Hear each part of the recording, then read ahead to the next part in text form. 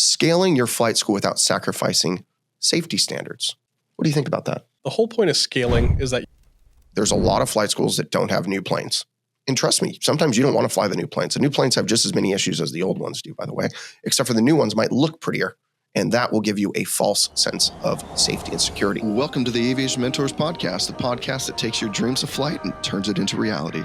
Sponsored by Strass Financial, financing your flight training. For pilots, by pilots. I'm Brandon Martini, a commercial pilot and flight instructor. And I'm Carson Vasquez, I'm a private pilot. Whether you're a seasoned pilot or beginner with dreams of flight, Aviation Mentors is your source for expert insights, industry trends, and inspiring stories. So fasten your seatbelts and prepare for this incredible journey through the skies. And stay connected with us on social media for exclusive content. And visit our website at www.aviationmentors.com and let us be your co-pilot on this adventure. Welcome back, everybody, to another awesome and, of course, amazing episode of the Aviation Mentors Podcast. Thank you so much for joining us today. Today is a rainy day in our podcast studio. It's not raining in here yet, but it's about to. Like just in a couple hours. Ceiling, or? Not yet. Oh, okay. Not yet. We had some great plans for tomorrow that got rained out. I'm really bummed about it. We had great plans. We were supposed to go golfing in the morning and then go to the horse races. And then I had this amazing dinner that I was supposed to go to, and all of it got canceled. This is why I like Florida better sometimes. I understand. Well, I was thinking, I even said in that group chat, I was like, as long as we're not going outside waving metal sticks around, we'll be fine. Yeah. But we're golfing. So Yeah. Kind of got screwed up. So instead, we're going to go indoor things. We're going to go try to figure that out tomorrow afternoon. So that'll be fun. We'll report on that when we get back next week. It'll be a blast. It will be a blast. Yes, it will. All right, everyone. Well, thanks for joining us. Today, I wanted to start off the conversation by something I got to do yesterday. Guess what that was? Did you get to fly? I went flying. Hot damn. Good job. Look at you actually flying more. I'm really proud of you. I flew. I took the Icon up just for currency yesterday. And I decided I would just have a little fun. So I went over. The pattern was closed at Riverside. So I flew over to Chino. And I did two touch and goes there. Came back, did a full stop. Did like a carrier landing. It was a lot of fun. I did like the shortest short approach ever. I asked the tower, I said, can I just do a short approach? I want to speed up your pattern for you. He said, I would love that. So Brandon loves short approach. I do too. They're so much fun. Well, I cut all the power, threw in all my flaps, and side slipped it down what felt like I was coming in at like a sideways angle to the runway. It was fantastic. Well, it's a small airplane. It was a small airplane. Alone? Yeah, I was by myself. Oh, okay. Yeah. Nice. So I took the Icon up and did all that and came in and had a beautiful landing. I just felt really good flying yesterday. Then I did the other thing. Wait. Speaking of the Icon, did I tell you I was talking to this guy at the post office? No. And I had gone to go ship something to one of our employees in the Philippines. Oh, I did hear this. Oh, this is a good story. And he was like, we were just talking, and I was there for half an hour because it's a lot of paperwork to ship something overseas. Mm-hmm. And he was like, so what do you do for work? You have employees in the Philippines. I was like, I work for this company that finances flight training. Like, yeah, pretty cool. And he was like, oh, I love planes. And he's like, there's this really cool one. I don't know if you've heard of it. It's called an A5.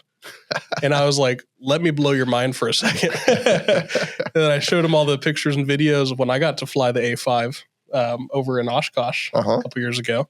And they let me land it in the water. Like I actually did a water landing. Oh, you had that? Yeah. Oh, that's cool. Nice. They were like, just act like it's normal landing. It'll be fine. I was like, okay, cool. And it was just totally smooth water. So they let me land it. That's fantastic. It was incredible. So one water landing. But I showed him that video and I showed him all pictures of when you picked up the A5 and you're sitting on the wing. Oh, yeah. He was like, this is so cool. It totally made his day. He was just working at the post office. It's not fun. I mean, probably not very fun working at post office. No offense, post office workers listening. Yeah, it's not as fun as airplanes. Well, that's pretty cool. So that was really cool. I got to blow his mind for a second and show off the A5. Nice. Yeah. Well, yesterday, besides that, I got to meet Rich at Kavu. I talked to him. He wants to come back on the podcast and have some more maintenance stuff with us, which would be fantastic. Good. And I'm getting more integrated with my old flight school, Next Gen Flight Academy, a little bit more. So I've been spending some time over there. I spent pretty much the whole day over there yesterday, and had a blast. I got to know some of our new students that were starting over there. 2 of them came in. A couple of them got referred from others. That's cool. You can see the joy in their face and the spark that they have. I did. Yeah, it was so awesome. So it's invigorating because they're actually just so excited and they haven't had a hard landing yet. Yeah, exactly. I was sitting at the front desk too. So I was like interacting. It's actually a really fun job being a dispatcher. Yeah, you get to interact with people and feel the excitement and help them through the hard times sometimes. Yeah, I taught the detailer guy that they've got over there how to taxi an airplane. I didn't sign him off for that because he wasn't proficient yet, but I was teaching him how to do that. I showed him how to clean an airplane properly, what materials to use so he can get bugs off easier. Keyword, it's a lemon pledge. Put it on your leading edges of the entire airplane, actually, leading edges of wings, leading edges of everything, so bugs don't stick. They'll wipe right off. That's amazing. I love lemon pledge. Lemon pledge is the best, and it doesn't hurt anything. We used to buy like a 4-pack every week. Yeah, I mean, it's cheaper than all that plexiglass stuff, and you can use it on the glass too. Yeah, I had no issues and never hurt the glass. Yeah, I mean, if it hurts your glass, that's on you. But I used it, didn't hurt my glass, plexiglass. I love that stuff. It's fantastic. Lemon pledge is perfect. We need to talk more about keeping the planes clean. Oh, yes, we do. I think a whole episode about that. We have strong opinions. We both do. Yeah, they need to be meticulously cleaned and perfect. So many people don't keep their planes clean. No. And it's so easy. They'll leave trash everywhere inside of it. That's the most insane thing because you're not going through a drive-through like in your plane, like you in your car. Where's the trash coming from? Well, people bring snacks. Yeah, but how do you not just throw it back in your bag? I know who you're referring to on this one. No. Yeah. It's not either one of us, by the way. Somebody we know very well. I got big feelings. Yes, exactly. So outside of that, I wanted to get the Icon brought over to my hangar in Chino. That was my goal. And my dad had a bunch of stuff in there all stored in my hangar because he was buying and selling things. And I was like, please get Is your dad retired? Is he just he's kind of retired. Killing time? Yeah. Well, hopefully not, but he does a bunch of things. So I bring over the Icon over there and I fold up the wings and everything. I said, okay, let's put this in there and I'll fly the RV over to Rich because the annual ends this month. So it needs to get a new annual. So I took the RV up and I haven't flown the RV in 6 months. So I was wondering, what speed do I land this at? I can't really remember. So I kind of estimated. It's better to go faster or slower? Better to go faster with that long of a runway is better to go faster. Yeah. I figured worst case, I overshoot the runway and I go around and I come in slower. And by the way, that is not something you as a student should do. That is something that me as a longtime flight instructor knows how to do. So I just want to make sure that's very clear. And you also have a good handful of hours in that plane. Yeah. I mean, I probably have 30, 40 hours in that plane itself. So I knew how it feels when it stalls, and I know exactly what it was going to feel like. So I ended up coming in around 60, and I think the number was really like 55 or 58, something like that. Should have been what my approach speed should have been, but that was just kind of how I felt about it. Yeah, well, you can fly by the seat of your pants at that point. You're fine. Yeah, it felt nice. But so I got to fly that RV, dropped it off over to Kavu, and Larry was there to put it in the hangar because as I get older, my eyes and depth perception is not as good. That's why my medical says I have to wear glasses, unfortunately. But my driver's license doesn't. That should scare everybody. And I don't wear them on this podcast either. So I can still read pretty well. But my depth perception with wings, I get a little nervous with it. I don't want to clip a wing or clip a hangar door. Yeah, it's not your plane. And there's also other planes in that hangar that are not yours. Yeah. So, and hangar doors are probably not cheap. So Larry stayed for 20 more minutes. Well, they have the cool little robot, right? Yeah, but we didn't use the robot. It was kind of the end of the day. And it would be really hard to use the robot on that plane unless it's going forward because it's got this it's not free. It's not free casting. It just kind of goes in different directions each way. Yeah, it's a little wobbly. Yeah, so I ended up bringing that over there, and it was absolutely a blast. I love flying that little airplane, and so I go up in it. Then I can get current with it. Then I can fly with Dave. Yep, Dave wants to fly it a lot. I sent him a little video of my flight, which was cool. Yeah, let me go in there. Yeah, we'll do it. We'll make it happen after it gets out of annual. We'll probably be done in a couple weeks. Everybody heard that? Cool. This is my Christmas present. Christmas present. Come on. Yes, better tell Rich to get it done. Okay, I'll see him at the Christmas party, and if it's not then, I'll just take the plane. Yeah, exactly. Yeah, it's not annual. What's the worst that can happen, right? Mm. Don't listen to that. That was a bad idea. FAA, I'm just kidding. He is very kidding. All right. So I know we've kind of rambled on about talking about flying, which is always a good time in our book, but we wanted to talk about one other thing. And we put together a type of script today, but it's not really a script. It's kind of our show notes that we talk about. But the heading of this was scaling your flight school without sacrificing safety standards. What do you think about that? I think it's very easily done. The whole point of scaling is that you keep doing what you're doing right now, just with more behind it, right? You're doing it in a wider spans. And I think as long as you start having things solid with the foundation, then you can grow. But if you have any holes in that, those holes are just going to become bigger and more apparent as you scale. And that's when you start having huge issues. And I think that happens with all industries, by the way. For example, with Stratus, I remember our first version of a loan application. It was on jot form. No, our first version was on paper. Oh, it was on paper. You're right. It was on paper. Paper, then we got it to jot form, HIPAA compliant jot form, and a couple other things too. That was a wild ride. Now it's all backed in Salesforce. Oh, thankfully. Yeah, thankfully.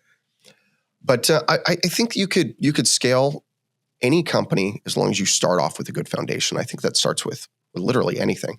And safety is of utmost importance, no matter if you're flying one aircraft in your flight school or you're flying 20 of them. You need to have set standards of safety. Pre-briefing, post-briefing, you need to check the plane on the pre-flight. You need to do a post-flight inspection.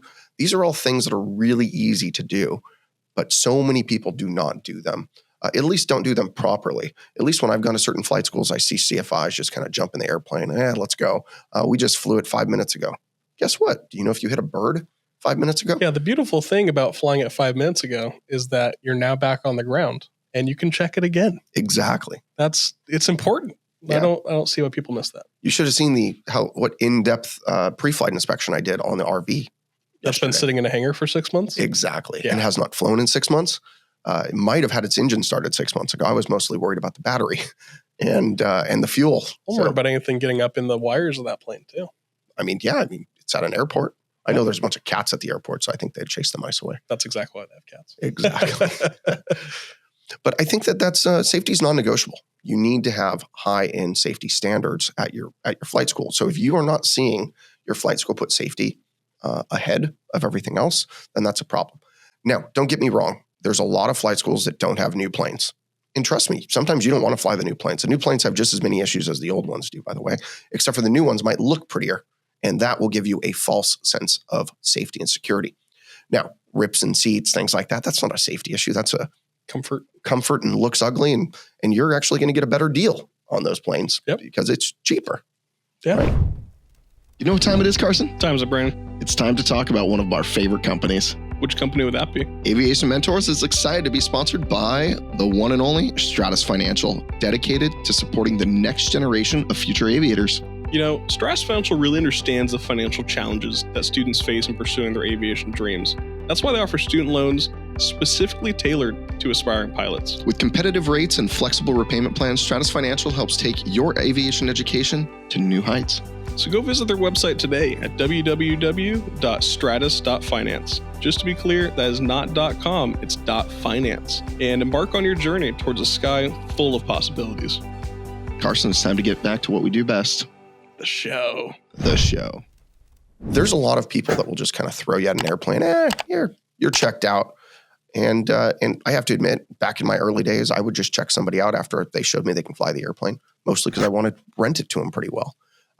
I had some set safety standards, but over time, they have gotten incredibly more complex. I watched them grow just in the time I was at that school.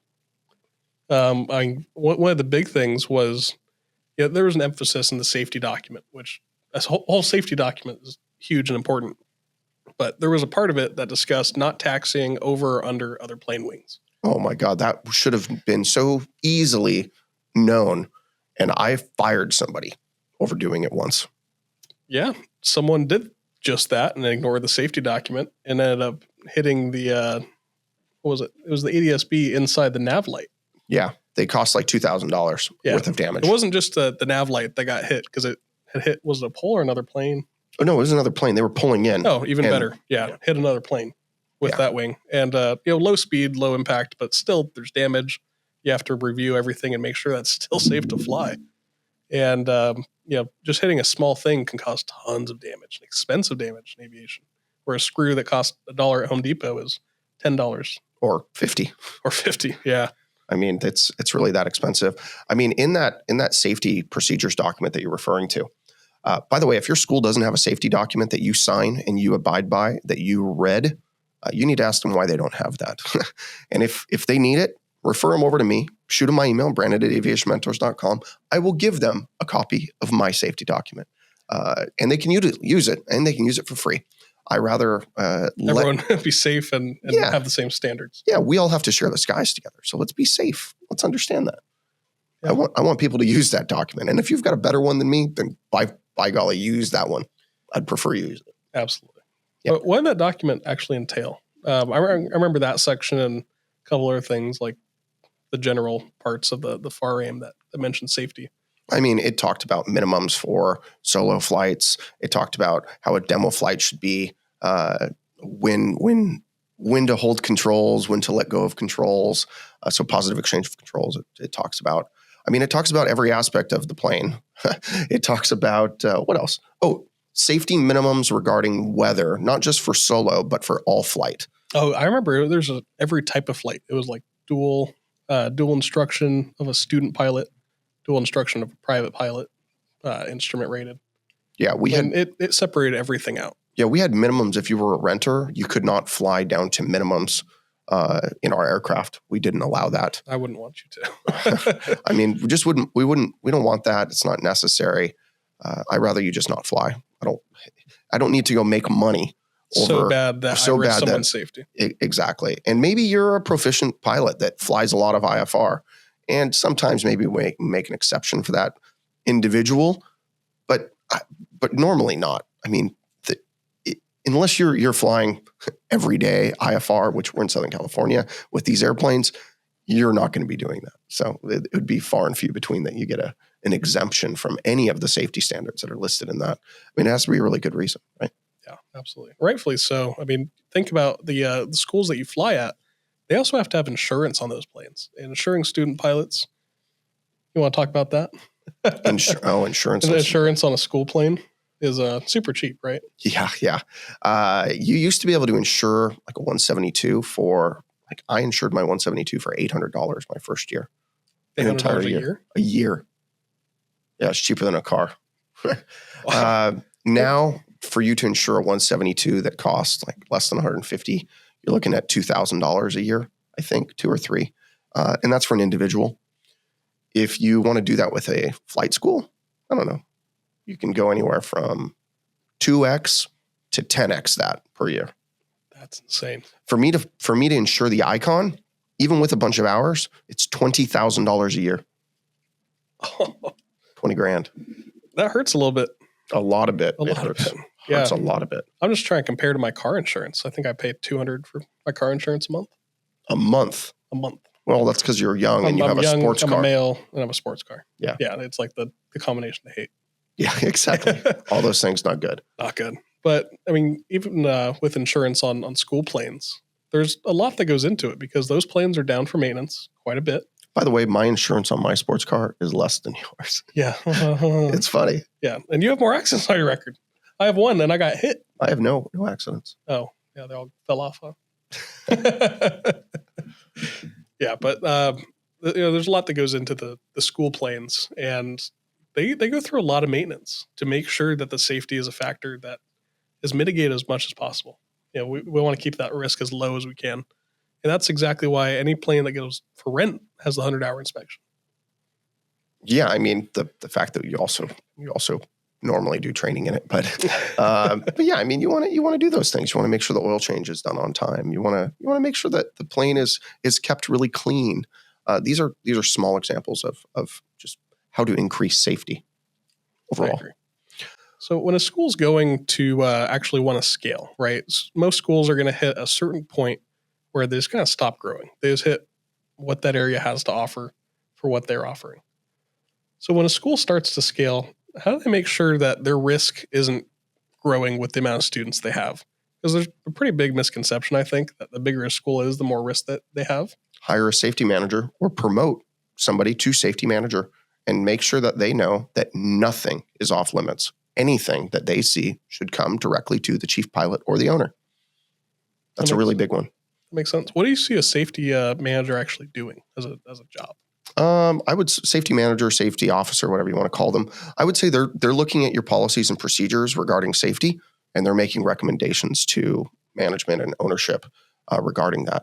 They're also going to create a program similar to like what the FAA has with the NASA program. We want you to report these problems. I have a feeling that's going to become a major thing in 141 schools, by the way, once we do 141 reform. And it should be in all schools. In reality, you should be tracking your safety issues that you have, and you should be improving upon those. It's not bad to catch something, by the way. If you catch something that's not safe, as long as you fix it, it's okay. If you figure out like, oh, I have a training deficiency with my flight instructors, I didn't even realize it. I'll tell you this, there is a large flight school, I'm not going to name who it is on this, but there's a large flight school in the US that they have some deficiencies with their instructors. And it's because the instructors train the students become the instructors become the students, and it just goes on and on and on, right? Yeah, that's the same thing I just said with scaling, is any holes are going to be more apparent. Mm-hmm. And sometimes you just have to fix those things over time.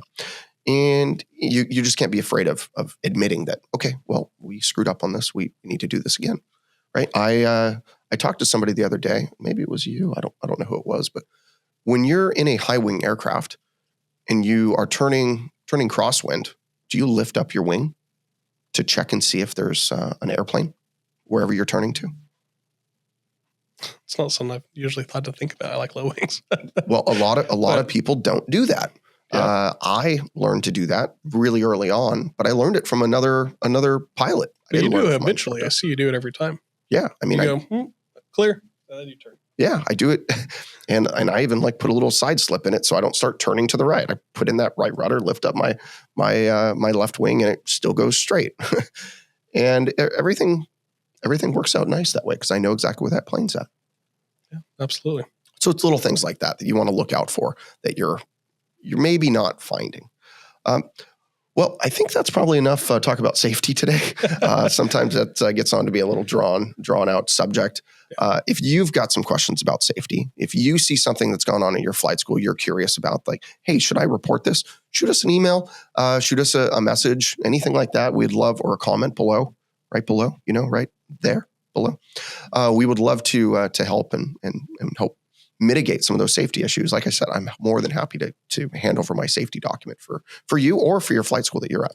Yeah. I mean, having safety involved, especially with the scaling, it's not just adding more management. It's really having a smart system in place. That's what you need to have. Absolutely. And that's what we saw at your flight school. Mm-hmm. Not just to butter you up, but it was a good system. There were a lot of safety procedures in place, and we never really had any issues. No, not really. The only issues we'd have is if somebody purposely broke the rules. And sometimes pilots do that. We've got these hazardous attitudes that sometimes come out. And as long as they don't come out all the time and you correct it, you understand how to fix these hazardous attitudes, it definitely helps. So yeah, they seem a little silly to talk about sometimes, the hazardous attitudes. Macho. That's my favorite one. I know. I love macho. Invulnerability. Yeah. What was that one that's just like giving up? Resignation. Yeah. That's a pretty funny one to talk about. It's like, just give up. Just give up. Yeah. No. Doesn't work. But there's a couple more that we just don't talk about as much, but you can obviously tell. They come across, especially as you get more confident as a pilot. Those are going to start coming across more and more, and you're not going to realize it until someone points it out sometimes. Absolutely. Which is the whole point of these documents, is to keep you in check. Precisely. Cool. Well, with that being said, thank you so much for listening today. We really appreciate it. If you'd like to reach us, please reach us on LinkedIn. That's where we prefer to be reached at. You can also reach us on our emails, brandon@aviationmentors.com or carson@aviationmentors.com. Or for the one and only Mr. Producer Mark, you can reach him at producer@aviationmentors.com. Of course, please don't forget to hit like, follow, subscribe, share, all the things you're supposed to do on social media. And of course, on YouTube, if you're watching us today. We really, really appreciate it. we're starting to get more and more views on YouTube, and it's kind of nice to see. I think our top one has 1,000 views, which was pretty impressive for us, only starting video not too long ago, and posting on YouTube, which we're getting very excited about. And if you are one of our, I think, close to 12,000 Facebook followers, thank you very much. And anywhere else you're following us on social media, we really, really, really appreciate it. Yes, we do. And as we wrap up for the day, remember, we're here to guide you in your aviation journey. So fly safe and enjoy the ride. See you.